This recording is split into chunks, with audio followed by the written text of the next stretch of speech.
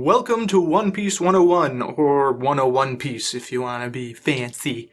This series is primarily intended as a crash course of One Piece for those of you who would rather not spend hundreds of hours delving into the series, but also don't want to feel completely clueless whenever you see references or hear others talk about it. I want to start by saying it's not my goal to convince you to watch or read One Piece, and this will be the only time in this series that I'll say that I do highly recommend it. I will, however, try to give audio and visual cues before major spoilers so you can watch this series relatively safely without worrying about spoiling One Piece for yourself or your friends and acquaintances. With that out of the way, what is One Piece? If you're wondering what the One Piece is, I'll be covering that in the next video in this series, but One Piece is an incredibly popular manga series written by Eiichiro Oda. Since it began in 1997, it has sold over 500 million volumes, making it the second best-selling fiction series of all time, and it's on track to pass Harry Potter pretty soon. While many would argue that having over 100 volumes makes that much less impressive of a feat, I would say that the intimidation factor alone of there being that many volumes counteracts that argument somewhat. Not to mention the fact that you can read the entirety of the series online for free, legally, through the official publishers. No subscription or purchase necessary. So the people who buy the volumes really like the story and really want to support Oda and his work. The series is still ongoing as of recording this video, and there are currently 1,076 chapters of the manga and 1,053 episodes of the anime, as well as 15 full feature films, the most recent of which was released last year and grossed 19.7 billion yen in Japan and 246.5 million USD worldwide. In case you aren't familiar with what anime or manga even are, if you were to ask a Japanese person, they would probably just give you the literal translation. Manga is Japanese for comics or comic books, and anime is Japanese for animation or cartoons. If you were to ask an English-speaking fan, if you're lucky, they'll just tell you that it's Japanese comics and animation. If you're not so lucky, they might lock you into an hour-long lecture explaining the nuances of the way that we use the words in English to differentiate it from our comic books and animation cartoons. The story itself follows Monkey D. Luffy and his happy-go-lucky pirate crew, the Straw Hat Pirates, on their fantastical adventure through a world almost entirely covered in ocean in search of a legendary treasure known as the One Piece, as they are chased by the world government and Marines.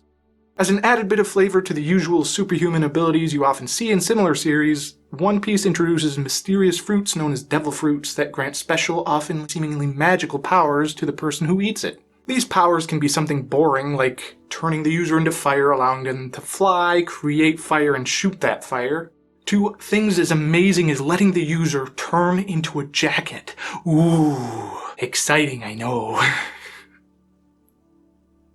That one's a popular one. The main underlying theme of the series is that freedom and individuality trump all.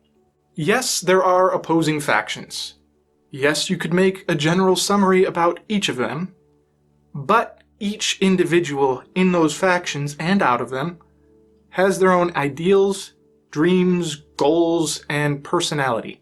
This theme is established very early on, with, I guess, spoiler warning for episode 3. Two of the greatest friendships in the series are established in episode 1 between a pirate, a bounty hunter, and a soon-to-be Marine, when our main character, the pirate Luffy, frees his future first mate, the pirate hunter Zoro, and liberates the town from the tyrannical Marine captain, Axe-Hand Morgan, earning the gratitude of the Marines that served under him. Of course, being Marines, they couldn't just openly help pirates, so they looked the other way as he left town and disciplined themselves with extra training for being unable to apprehend the pirate who took out their captain. The whole idea of freedom and individuality isn't just limited to characters, though. It also goes for the readers as well.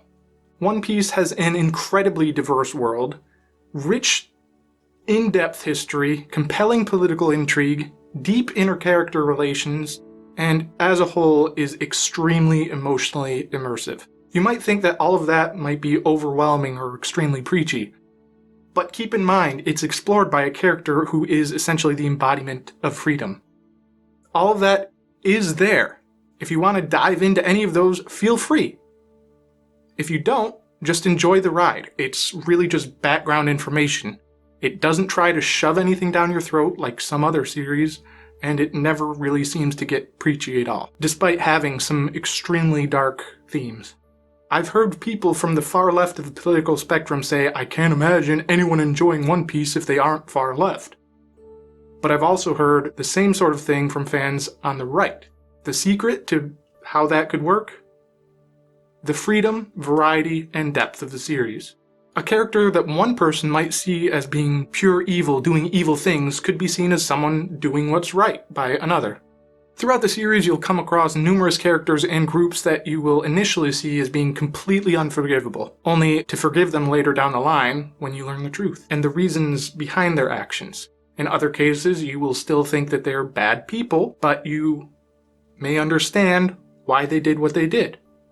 It's a series seen by many as a masterclass on world building, storytelling, character development, and many other critical facets to being an author. Since it doesn't really seem to preach to you about what's right and what's wrong, everyone will take away their own messages from the series.